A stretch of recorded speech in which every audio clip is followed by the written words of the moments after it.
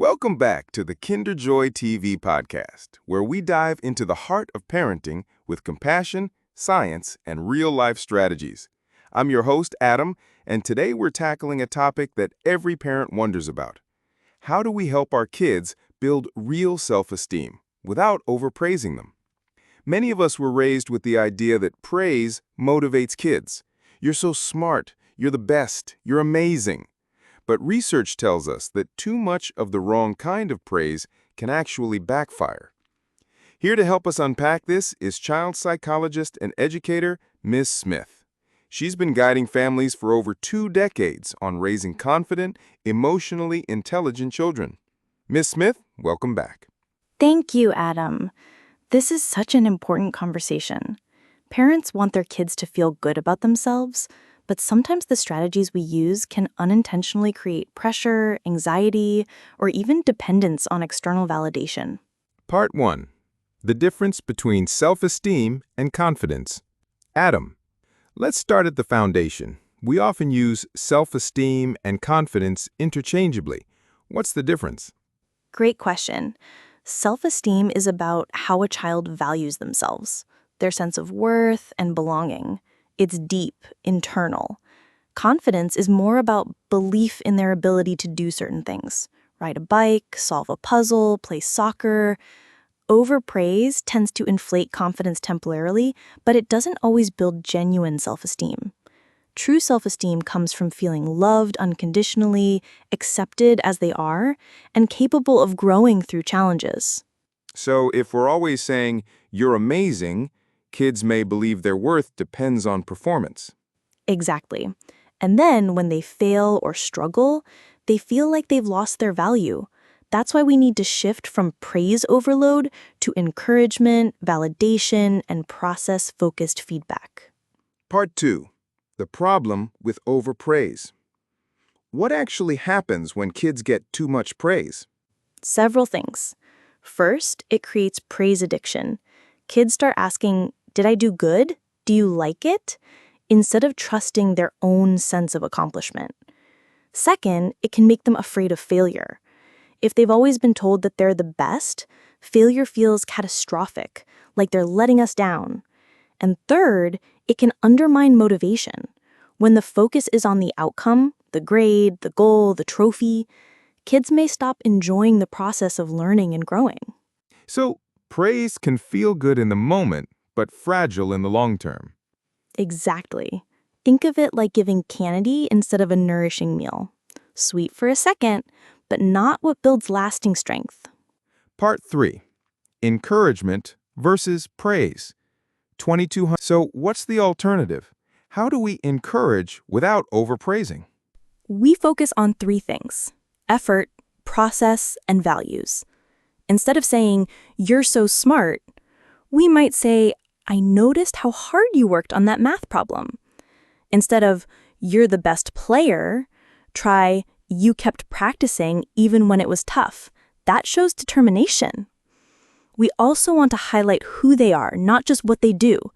"I love how kind you were to your sister." So, it's about describing what we see, not judging it. Yes, encouragement builds inner strength.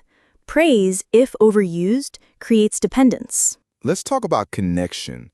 How does unconditional love play in this self-esteem? It's the foundation. Kids need to know I am loved for who I am, not for what I achieve. That's what gives them the courage to try, fail, and try again. Simple rituals build this: bedtime check-ins, eating meals together, undistracted one-on-one time. When kids feel deeply seen and valued, they don't need constant external praise. So self-esteem erodes most when kids feel safe and accepted. Yes, and then encouragement becomes a tool to help them stretch, not a bribe to earn love.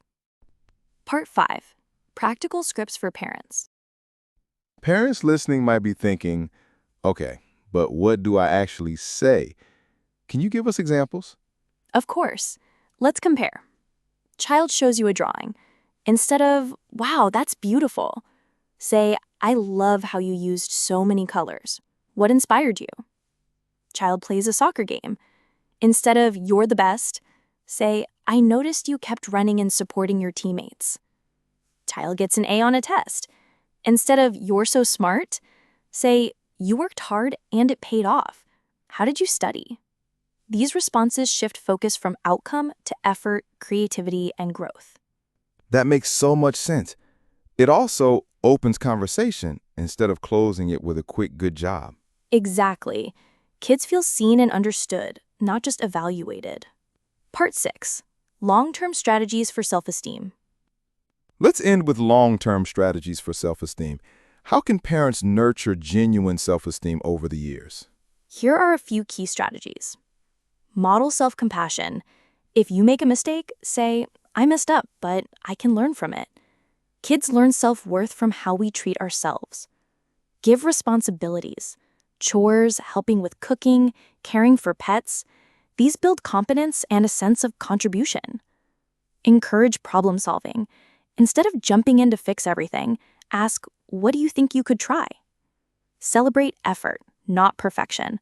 Remind kids that growth matters more than always being right. Provide unconditional support. Let them know your love isn't tied to achievements.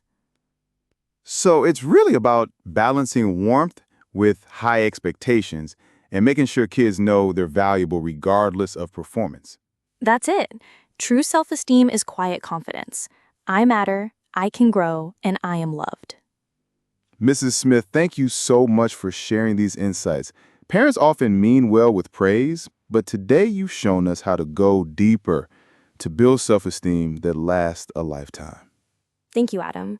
And to every parent listening, you don't have to get it perfect. Just focus on being present, encouraging growth, and showing unconditional love. That's what builds the strongest foundation. Beautifully said. If you enjoyed today's episode, be sure to subscribe to the KinderJoy TV podcast, leave us a review, and share it with a friend who's raising kids with heart. Until next time, remember, true confidence doesn't come from praise, it comes from connection.